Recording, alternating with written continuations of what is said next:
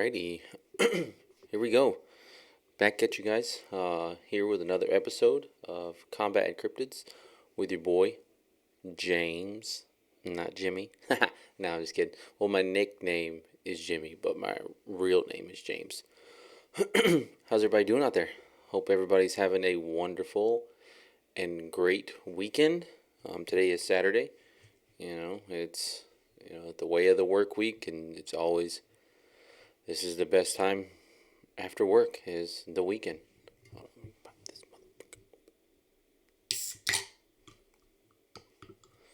It was like the most commercial-esque.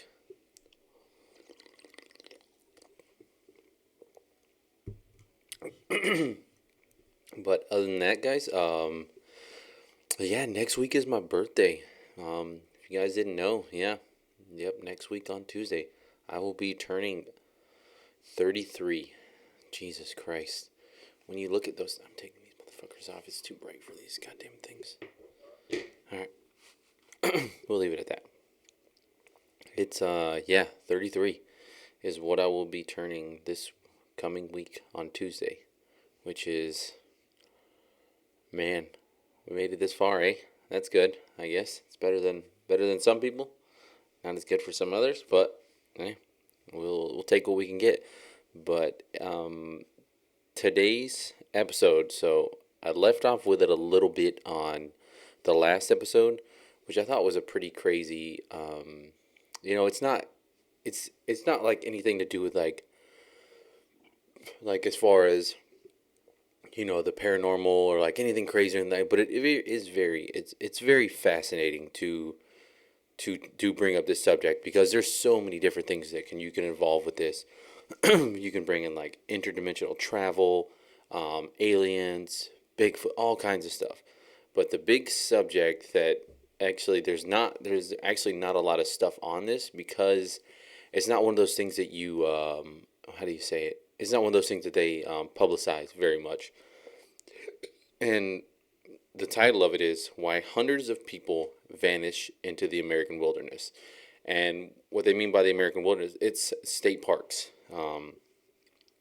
State parks is probably is a huge one.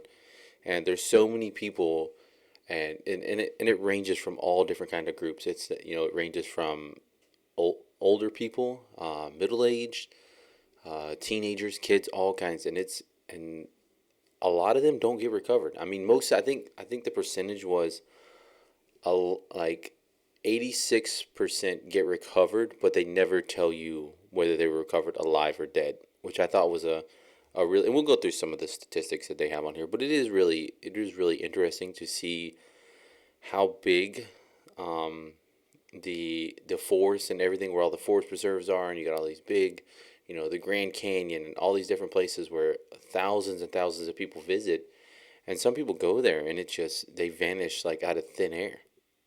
So there's a couple of accounts that I want to go over, and some of them they go off on like little side stories and stuff, but it was pretty fascinating. And then after that we'll go over there was this one account, and it was in Georgia, and it's called the Okefenokee Swamp. And it was basically these hunters and everything that went, and they were in the woods, and they were trying to do all this stuff, and they end up coming apart on these Bigfoot and stuff, and they tried to fight. What the hell? Alright, anyways. And then we'll go over that, and we'll see where the time is from there. There's another story that I could tell you, but we'll see where the timeline goes from there, because I'm trying to keep these things like at least at about 45 minutes, a little less maybe. Because once you start talking about this stuff, you can kind of just ramble on about different things, and then your point just kind of gets lost in the mix of everything. So yeah, so those are the two we'll go over. I have a third one if those go a little bit quicker, don't last as much as I would think they would. So, but yeah, so the first story is why hundreds of people vanish into the American wilderness. After Jacob Gray vanished in the Olympic National Park in 2017, his body wasn't found for 18 months. More than 600,000 people go missing in the U.S. every year, some 1,600 in the U.S. wildlands, according to Dave of the North American Bigfoot Research. In April 2017, Jacob Gray rode his bicycle during a rainstorm in the Washington State Olympic National Park and vanished. The 22-year-old's bike and camping gear were discovered near the Solduck River, but otherwise there was no trace of him. Several months of search and rescue missions uncovered nothing, which just seems like that's a long time for somebody to be missing. Really odd time. So the mystery caught the attention of journalist John Billman, who has been investigating missing persons in wild places since the late 90s, as he writes The Cold Vanish, Seeking the Missing Persons in North American Wildlands. Most disappearances are easily to explain: hypothermia, falls, avalanches, eaten by the mountain lion, etc. But Billman had long been fascinated by cases that defy conventional logic. The proverbial vanish without a trace incidents, which happen a lot more and a lot closer to your backyard than most people think. According to NamUs, so the National Missing and Unidentified Person System, more than 600,000 people go missing in the United States every year. Anywhere between 89 to 92% of those missing people are recovered every year, either alive or deceased. But how many of those disappear in the wild is unclear. This is when I read this, I thought this was so weird how their format of tracking all of this stuff was just basically non-existent. Neither the Department of Interior, which oversees the National Park Service, or the Department of Agriculture, U.S. Forest Service, keeps track. Strangely, the most reliable info on missing people in the wildlands comes from Bigfoot hunters. In 2011, David, founder of the North American Bigfoot Search, launched a database of wildland disappearances that occurred under mysterious circumstances. From his research, there are at least 1,600 people, give or take, currently missing in the wild somewhere in the United States. Most people... What the hell was that? Jesus Christ, that scared the hell out of me. That was like in my headset. Hardcore. I think every time I've done one of these damn things, there's been something creepy or something. I don't know, maybe it's just because, like, the vibe from you reading all this stuff, and then, like, it's just quiet and you got the headphones on. So, literally, I can hear myself through the headphones, so it amplifies everything, like, 10 times more. But it just throws me off so much, like, how loud when something else happens. Most people, according to this data, disappear in the late afternoon and during or just before severe weather. Bodies are often found in previously searched areas and often without clothing or footwear, even when hypothermia has been ruled out. During the last stages of hypothermia, people often feel hot and remove their clothing. Children are sometimes found as improbably far distances from where they went missing. So that's the same thing the last week, that Dyatlov Pass one, when we talked about that, how they got that, how when hypothermia, once you get so cold that you start to strip off your clothes because in your brain says, hey, I'm hot. But in all reality, you're pretty much, your body is dying. Yeah, so the biggest obstacle to get any information about missing people in the wild, according to Paladise, is National Park Service red tape. He speculates that the Park Services conceal the true data on how and where people disappear and how many have actually been found, because it would be a shock. It would shock the public so badly that the visitor numbers would fall off a cliff. So basically, that's the reason why they. I'm sure there has to be someone who collects this data or talks about these things or is recording these kinds of things, because you have to, like, in most, like, you have the smaller like hiking trails around here, and it's not mountain range or anything. It's very easy to get lost still, but the trails are so, they've been used so much, it's very hard, like, to get lost in those. But on that hand, most parks and stuff like that, they have, and I don't know if they're hooked up or anything like that, but they have, if you've ever seen those strips that go on the road and they basically count how many people are going in, like, there has to be some sort of mechanism or something. Somebody has to be recording that stuff. And I'm sure if the actual number came out for how many people who went in, so you could be like, it's just like clocking in at work. You could basically take for a day from 6 a.m. to 6 p.m. when the park closes or whatever.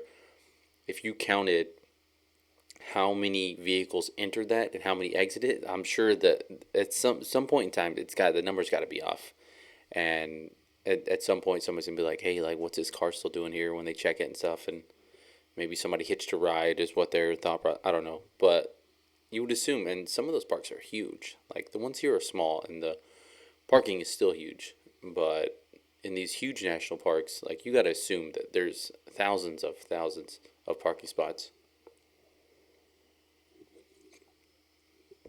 So I don't know. So I don't think there's a grand conspiracy to keep the numbers hidden, but the National Park Service certainly doesn't advertise that there are dozens of still missing visitors in the Grand Canyon or Yosemite. And the county sheriff isn't going to put a missing persons on his reelection poster because obviously that would not help your case. The odds of locating Jacob Gray was beyond finding a needle in a haystack. Chief Ranger Jay Shields told Billman, despite after several months coordinated efforts by hundreds of park rangers, local police, and volunteers, they found no trace of him. Still, 18 months. Like, geez, that's you're talking a year and a half there. Of But Randy Gray, Jacob's father, wasn't about to give up so easily. A 63-year-old house builder from Santa Cruz, California, he went on to liquidate his world in order to find his son. He sold his house, shuttered his successful contracting business, loaded up an Arctic fog sliding camper with food and gear. Randy invited the author to join him as they set out for Washington. National parks like Yosemite operate almost as sovereign states. When somebody goes missing in their territory, they are not inclined to seek help from the outside government agencies. It would be like the U.S. asking Mexico for COVID ventilators. Their pride at stake, egos, not to mention budgets. A virus isn't invisible as missing a person, which makes sense. That kind of makes sense. A search and rescue effort doesn't always make a difference. In 2017, a middle-aged woman named Kara disappeared in the upper UP of Michigan's Pictured Rocks National Lakeshore. Almost immediately, dozens of searchers with canines covered 73,000 acres and found nothing, only to have more wander home a week later on her own. A similar search made no difference for Joe Keller, a 19-year-old who went on a run in San Juan Mountains of southwestern Colorado in 2015 and never returned. The search was called off after 13 days. We even collected bear crap, said the local sheriff. We still have evidence in the freezer. Keller remains an unsolved disappearance to this day. Jesus Christ, that's so insane. Like, how do you? I just don't get how. And at the same point, you got to think of people's mental state at the point in time of these things, because a lot of these people who disappear or things happen like this, there's usually something going on. There's not many. I guess. I mean, I don't know. This is just me talking at my ass, I guess. But for the majority of it, you would think people of sound mind and able body, when you go out to these places, you usually let somebody know, hey, this is where I'm at, this is where I'm going to be, and stuff like that. So it's very, it's very easy to be like, hey, like this is not this person was already in the wrong mental state to be at this point. And then that just heightens your senses for like, hey, this is like this person was going crazy, or they saw this, or this happened, and so, and it can be all kinds of crazy ass shit. So I don't know, it's really weird. So yeah, so nothing about Jacob's disappearance suggested foul play. His bike wasn't damaged, the tires weren't flat, and there was no evidence he'd been in an accident or purposely hit. Randy claims that his son, a lifelong surfer, was ionized by water and never wore a wetsuit even in the coldest temperatures. At 5'11", 145 pounds, he was in excellent shape and was even planning a cross-country trip by bicycle from California to Vermont to visit his brother. I could see Jacob being adopted by a family of Bigfoot hanging with him, which would be good. Randy Gray, whose son went missing in the national park, but since his parents' divorce 4 years earlier, Jacob had shown signs of depression, and his family speculated possible schizophrenia. Like, how can you guys speculate that? Like, that's like that's a horrible disorder to say that someone has. Like, and you guys are just saying that just because you guys got a divorce. Like, well, then you probably should have been better parents at the time. I don't fucking know. So it concerned Randy and his ex-wife Laura, even that they sent him to Bellevue, Washington, to live near family, attend community college, and look for a job. He quickly dropped out of school, worked at a nursing job and a climbing gym, and always on his bicycle, exploring the mountains, trails at every opportunity. Yeah, because he's trying to escape and to keep his mind off everything that's going shit in his life. Like, that's pretty normal. I mean, most people try to do that in their day-to-day lives. Mm-hmm.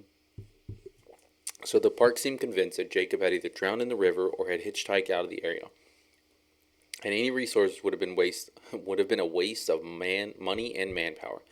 Yeah, but if that's specific, if that's your job and your resources, like that's literally your only purpose at that point is to waste money and manpower because that's what you do every day anyways. So who cares? Um, so disembodied human feet, many of them still in shoes, wash up on the shores of Washington State and British Columbia with alarming regularity. Um, some come in pairs, some don't. Billman writes, for Randy, every time he learned of a beachcomber finding a dismembered foot inside of a New Balance shoe, his son's brand of choice, it was another catalyst for another bad dream. And yet Randy followed every lead, no matter how disturbing, whether it was psychic named Lauren who insisted that Jacob had been abducted, or an eerie clue that was puzzling to the rangers of 4 arrows stuck in a meticulously placed line in the ground near Jacob's abandoned camp. Randy took everything seriously. Jacob could have ended up in jail. Mark Curry, who runs a search and recovery nonprofit in Houston, Texas, told Oz, "You wouldn't believe how many missing persons they find in jail, or could have joined a cult." Randy learns that the 12 tribes, 12 tribes, a cult found in Tennessee during the 70s, had been recruiting new members along the Pacific Crest Trail.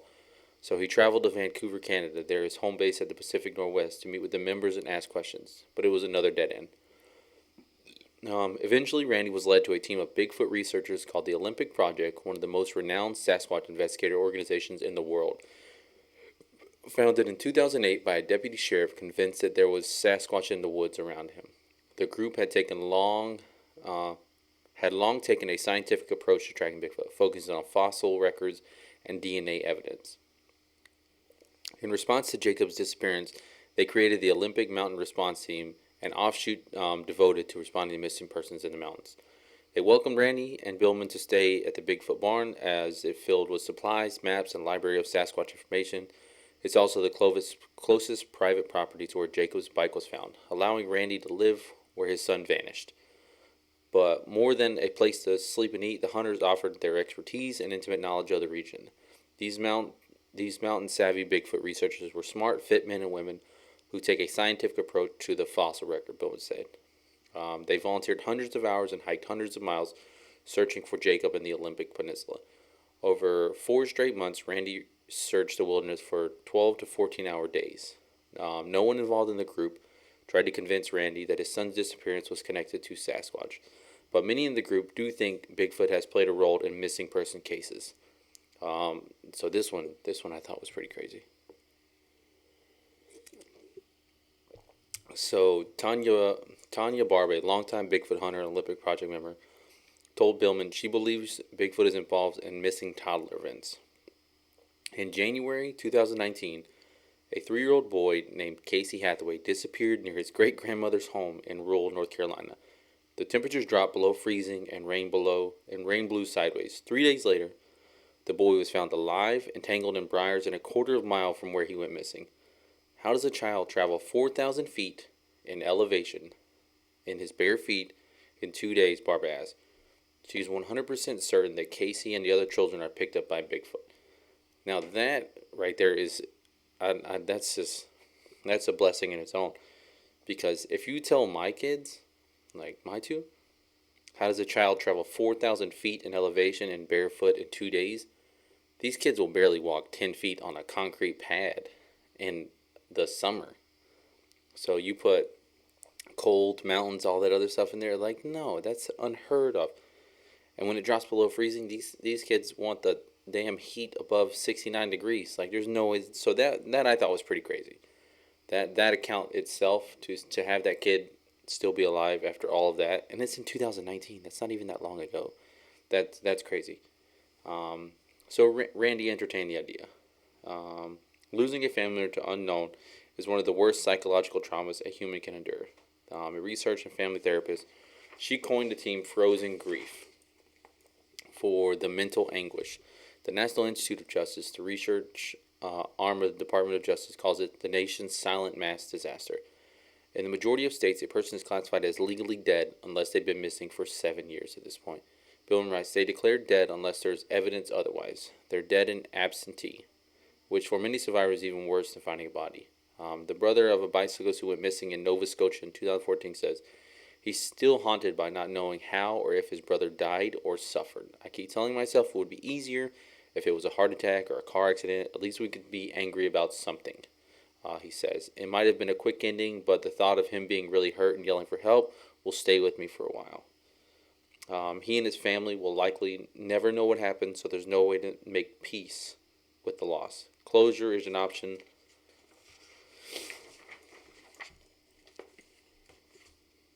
So, all right, this is where it gets dicey. It took 18 months, but Randy finally had the closure on August 10th, 2018. A team of biologists who ventured in the mountains to study marmots stumbled upon Jacob's clothing in a remote area of the Olympic National Park. Rangers searched the area and found his skeletal remains 5,300 feet above sea level and 15 miles from where Jacob left his bike. While the body was soon identified, it remains a mystery what happened to Jacob. The coroner called the official cause of death inconclusive. His boots were found wrapped in trash bags, which Jacob's brother Micah wondered might be a sign of suicide. People do crazy things before they commit suicide, he said. Days after the remains were found, Randy, Micah, and Billman hiked up to the spot where Jacob perished just to see where it happened. They stumbled upon two human bones, one of them a finger bone they believed that belonged to Jacob. Rather than bring it into the authorities, they had a burial on the mountain, fashioning a cross tree limbs tied together with paracord. Randy may not have been responsible for finding his son, but he was on the right track with one detail. Most people lost in the mountains tend to go downhill, Bill writes, but Randy insisted Jacob would have gone up. He couldn't explain why.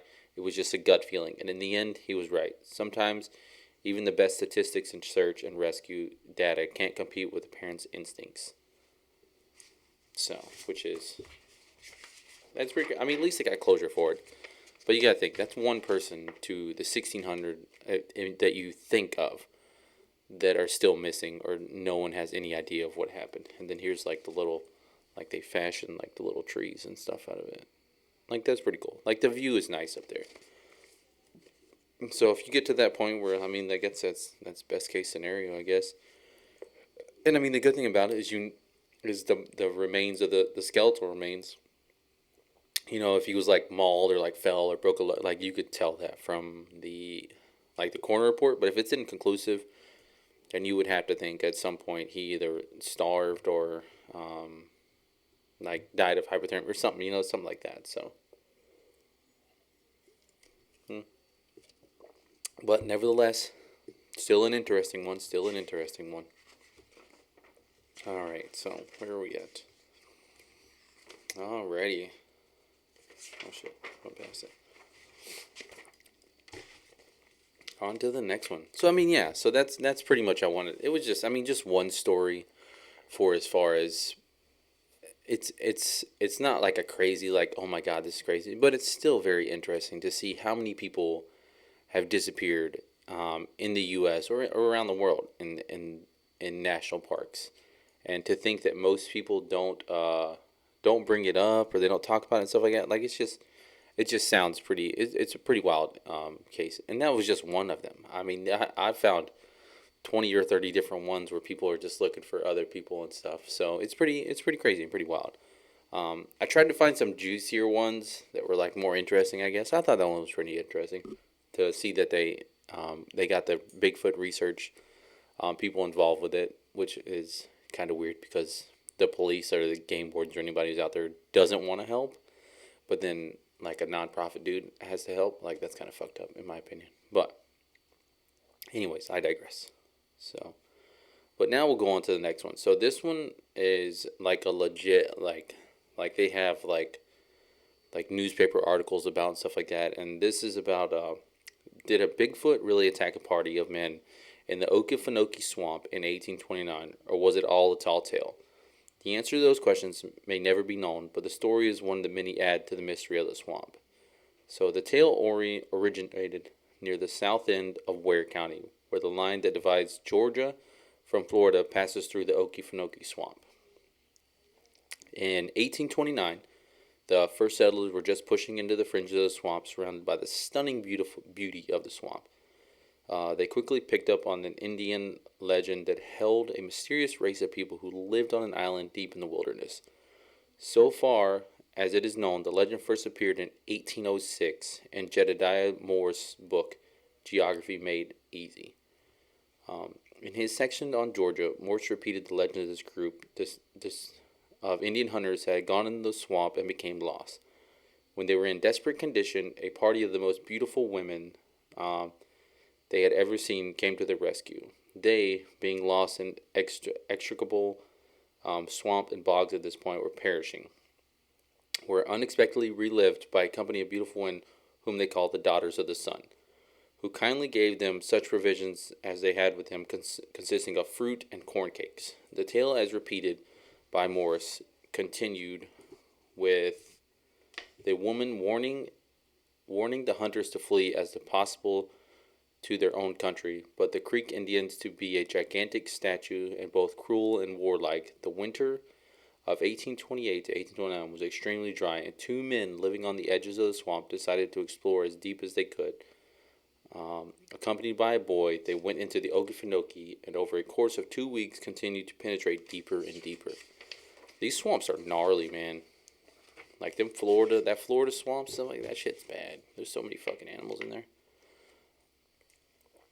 As they explored the very heart of the swamp, they made a startling discovery of gigantic footprints. The length of the footprint was 18 inches long and 9 inches wide. The monster, from every appearance, must have moved forward in easy or hesitating gait, his stride from heel to toe, being a trifle of over 6 feet. The men, as newspapers over the time noted, had seen enough. Ending their expedition and retreating out of the swamp, they relayed to their friends and neighbors what they had seen. The story excited the curiosity of a party of hunters who lived just across the Florida line. Of course, it would be across the Florida line. Fucking Floridians. 9 in number, they went into the swamp to find the mysterious giant.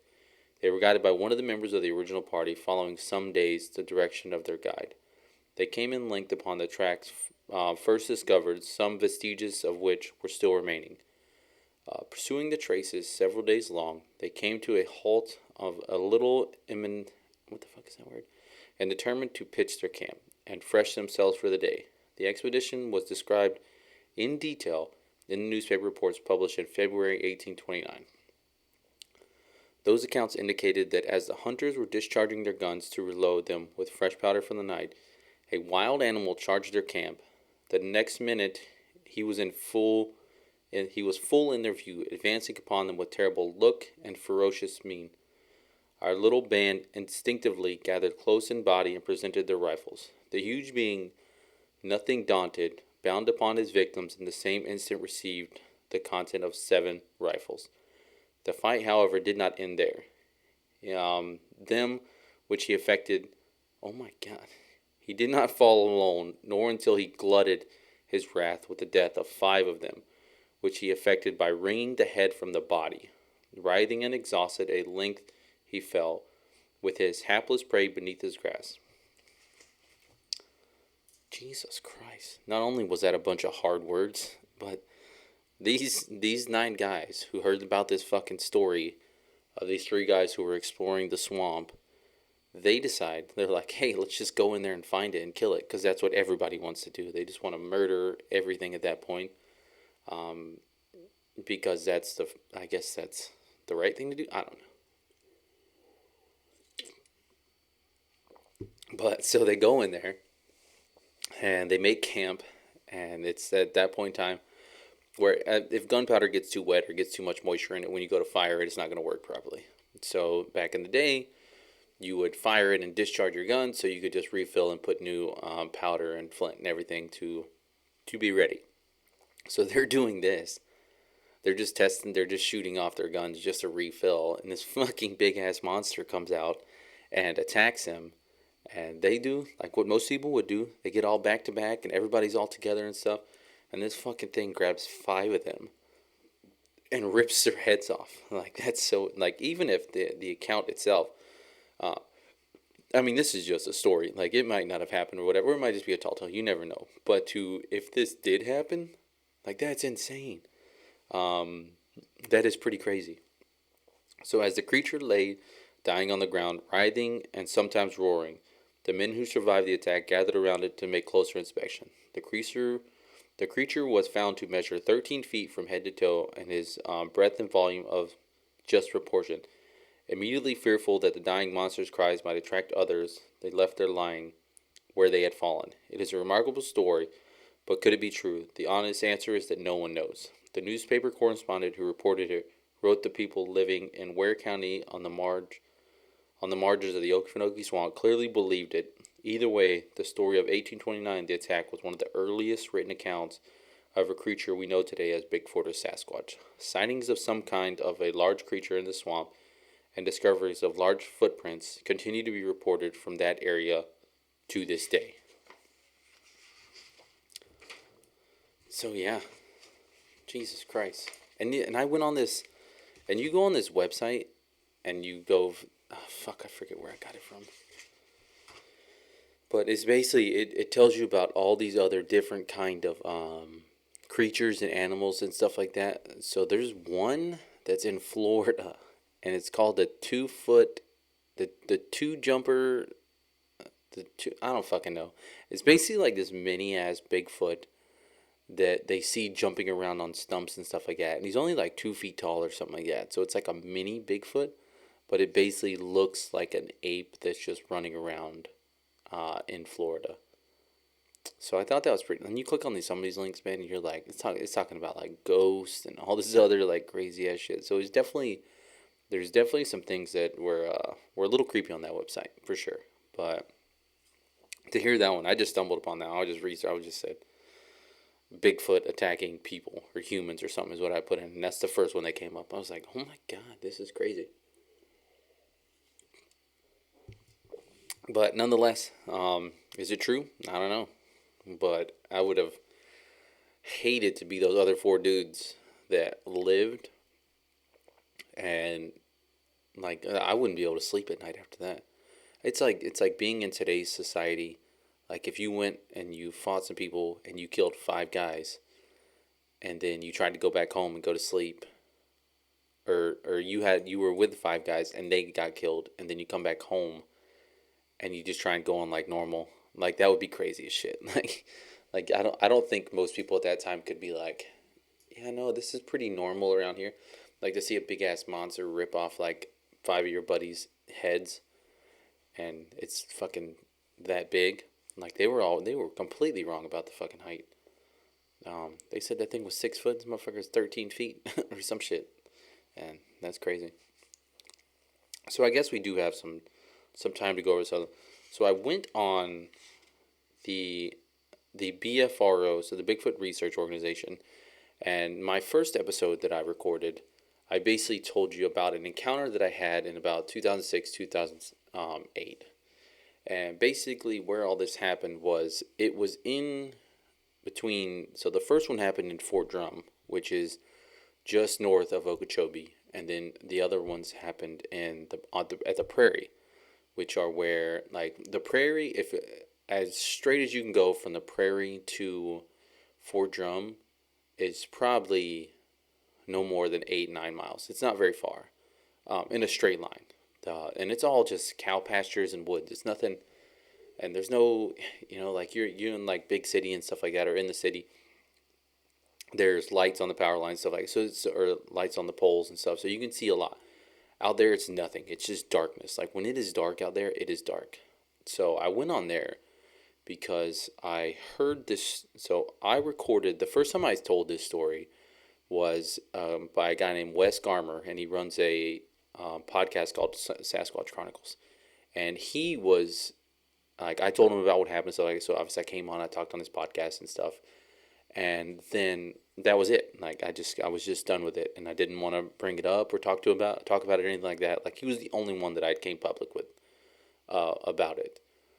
And then I was going to visit my mom, who was in the hospital, and I was on the plane to go there, and I opened up Sasquatch Chronicles, and I go in there, and I'm just listening to random episodes. It saved like 2 of them randomly, like on my phone, so I just listened to one of them. And one of them was about this old man And I say old man, I don't know how old he is. I would assume he's older than me, due just to talking about the time frame. And he had a similar encounter, probably 10, I forget the date, but it was earlier than what mine had happened at. And then I thought that was pretty crazy. Like, it was very insane to hear his encounter and to see that there was two of them, two of these Sasquatch, and to think that that happened and then my encounter happened. I wondered, and I started thinking to myself, has there been any other reports or any other accounts in that area to say, hey, that you're not the only people that have seen this? So I went on the Bigfoot Research Organization, which basically shows you a map of the U.S. and you can basically filter search down to, literally, you can geographical index to the United States, and then you go to Florida and it breaks it down by counties. Like, that's how in depth it is. So then I go over and I go to Okeechobee County, and there's one of those reports on it. It's report number 7904, and I thought was the craziest thing. So, woman observes small bipedal creature cross 441 near Fort Drum. So 441 is like the main highway that goes north to south, and 441 is where Fort Drum is directly located, like smack in the middle as you go in north to south to go to Okeechobee. And it was pretty crazy to hear her. And her account happened in 2004, which was a few years earlier than mine. But she saw a small bipedal creature cross the road, which is where this is, and I guarantee you I know where it is. Um, it can't be more than 3 miles away from where the incident, my first incident when I saw it, was where it happened. So it was pretty insane to read it. But so the location details, and this is all on the website. You can go and look at it. It ain't nothing classified or anything secret. Um, so the hominid ran across Highway 441. The location was about maybe a third of the way between Fort Drum and Okeechobee. So that pretty much gives you, there's nothing but dairy farms and stuff in between there, and open fields and big ass patches of woods and stuff like that. But it's very easy. Like, most of the time, if you're driving down this road and you look to the left or the right, it's very thick, like palmettos and stuff like that. But it's very easy to think that it's a cow or a hog or a turkey, because those are the normal things that you see around there. But when you're in that area and stuff like that, it's very easy to just to think, if you see something on the side of the road, that's what it is: deer, hog, turkey, or a cow. Those are the only four big ass animals that you can see around that area. So it's very easy to think that if you see something small like that, that's what it's going to be. So she wrote, I would rather not put the location of the site for fear the locals will go and try and hunt it. There have been many reports of panther, and some took to the woods with guns several years ago and escaped or released. Panther was sighted, and some people would rest until they've killed it. That's the mentality around there, which is true. Around that time frame, everybody killed everything out there. There was no. Everyone always had guns, and they were always like, they didn't give a fuck what time or season it was or the time range. They didn't care. People, and I was doing the same thing when I was that age. When I was like 15 or 16, we were shooting everything. But that's just because we were dumb, and you were out of the prairie, and there wasn't really that much enforcement of it, because it's 20 miles from anything. There's no cops or anything out there. You had the occasional game wardens and stuff. But for the majority of her account goes, so I was driving southeast on US 441 between Fort Drum and Okeechobee, January 18th, 2004. It was approximately dusk, about 5:30. There was one other car on the road, and it was several miles away in the westbound lane coming to me. I had this opportunity to remove my sunglasses at springtime clip on which I had both hands. What the hell? I can't read it. This opportunity to remove my sunglasses spring clip on both hands to remove. I turned my head and dropped them in my purse and sat next to me. As I looked toward my rear view, a flash of movement caught my attention. It happened so fast, all I saw was the last few steps of a small hominid running across the road in front of me. It wasn't close, but I'm not sure how far away. It stopped at the edge of the road for a split second and made a leap over the roadside ditch and a barbed wire fence. I tried to reason I had seen a limpkin or a sandhill crane. I don't even know what the fuck a limpkin is. I know what a sandhill crane is, but I knew it wasn't. I braked as soon as I saw the first movement and slowed down to 20 miles by the time I thought I was where it leaped the bushes. I couldn't see any bushes moving or water movement. I was so intent on looking at the side of the road, I didn't think to look into the pasture on the other side of the barbed wire fence. It had been sure in my mind I had been seen a waiting bird, I would have slowed as soon as I saw as I see them all the time. I knew in my heart it was something different from what I had ever seen. I reported this to the Mysterious Encounters website and have thought more on it, and I revised my estimates of its size. I judge it to be 3.5 to 4 feet tall and between 75 to 100 pounds. It had a very round head and an upright body to the neck to speak of. The hair was long and silky, not matted or tangled. It was a brownish red, more light brown than red. I'm sure it had a head, and it had its head turned away from me, and I was seeing the back of its head. I didn't see any facial features. I remember seeing its foot later. It was like a person of color whose skin is darker than the sides of their feet. The hair hung lightly over the side of the edge of the foot. I saw one arm, and it reached almost to the knee. When it leaped, it did not swing out or bend its knees. It just leaped flat-footed, pushing off. The distance it leaped was about, oh my God, 20 to 25 feet? Jeez. Seeing it bothered me, and then I saw the Redwood Giant episode of the Mysterious Encounters. A man on the show said a 3 foot tall hominid ran in front of the car in North Carolina. Hit me like a shot. I knew what I had seen then.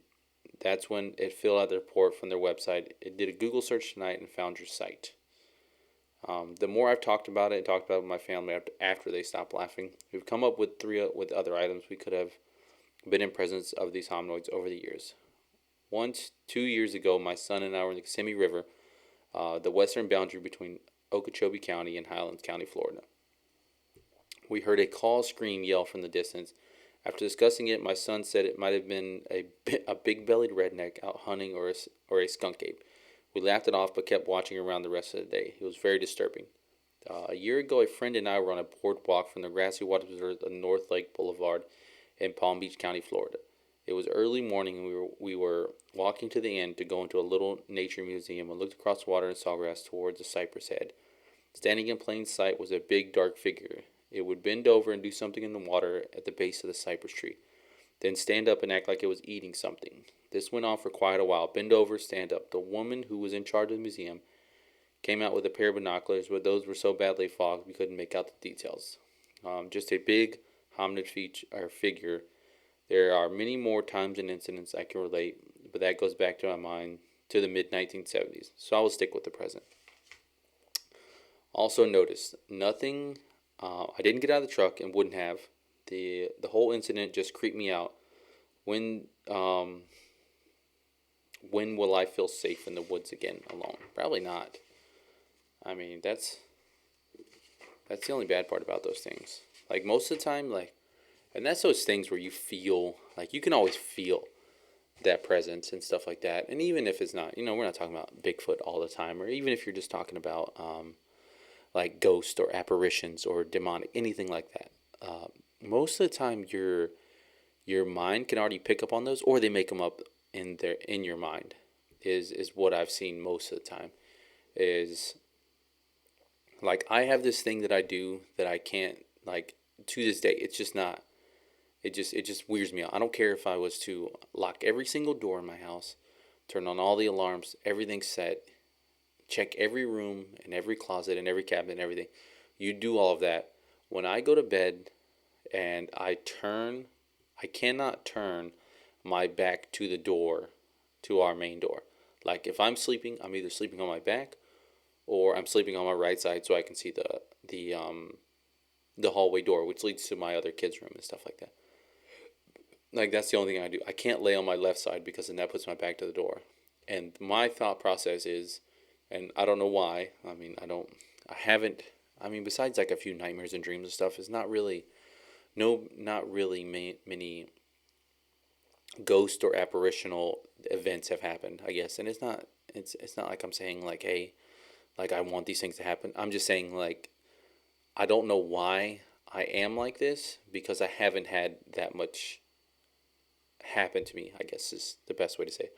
But I won't sleep with that way for fear that if someone was to come up behind me, I would have to turn over and thinking you would see somebody, because when you first wake up and stuff like that, and you're sleeping, it's very hard to like focus your eyes and stuff like that because it's dark and most of the time you don't have lights on and stuff. So I don't want to be put in that position. So, but I always get that feeling, even if as soon as I turn over and put my back towards it, I always think that that somebody's there or somebody's gonna come up, and I think that just amplifies in my brain and in my head, and it makes it 10 times worse. And then by then I just turn over and I'm like, all right, fuck it, I'm not doing that. And that feeling, I don't think will ever go away. Um, and I think from my first video when that encounter happened and when I talked about all those things, it made. I mean, I guess it wouldn't make it easier, but it makes you feel a little better when you can talk about it and bring those things up. So, and I'm sure other people have that stuff happen all the time. It's not like, it's just like when the hairs on the back of your neck stand up when you're in a fucking sketchy ass area. And that could be you're on like the south side of Chicago, or you're just in a spot like police gets behind you. Like, even though you're not doing anything wrong, it still just throws you off and weirds you out. So I don't think those things ever go away, and I don't think they ever get better. I think those are just things that you just kind of have to deal with and try and get over them in your own head to make yourself feel better and content where you are and where you're at. Like if you go into the woods and you feel like something's watching you, whether it could be a fucking mountain lion or a Bigfoot or dogman or something like it could be anything. But if you don't feel comfortable in a situation, then that's just, listen to your gut instincts. That's your best. That's what'll keep you alive for the majority of the stuff. And try not to put yourself in those situations to where you're in that vulnerable state. And I think at some point they got to get better. They can't get no worse. So, I mean, I guess they could. So yeah, but other than that, guys, that's about it. I mean, it's the weekend, so I'm hoping that we can just relax, maybe have a couple drinks, and um, next week's episode. So next weekend, I'm doing like a whole birthday party, and there's always people I work with. There, some of these guys are kind of a little off too, as just like me. So I'm gonna see if I can get one of them if they want to talk for like an hour. Like maybe have them show up like an hour before the party starts and everything like that. Maybe we can talk about some weird shit. I don't know. Everybody's always got weird stories and stuff growing up. And everybody that I work with, they all come from different, like some are from fucking Kentucky, Illinois. There's all kinds of people from all over. So depending on who wants to talk about it, I mean, there's all kinds of things we can talk about. So I'm hoping that next week that's what we can do. But I might do that on another Saturday one because that's when the party is. And then we'll see what just kind of a conversation, see what he wants to talk about, or who wants to talk about it. So yeah, but other than that, I appreciate you guys stopping in and listening. If you could, drop a like on this video, and I will see you guys next week in the next one. Appreciate it.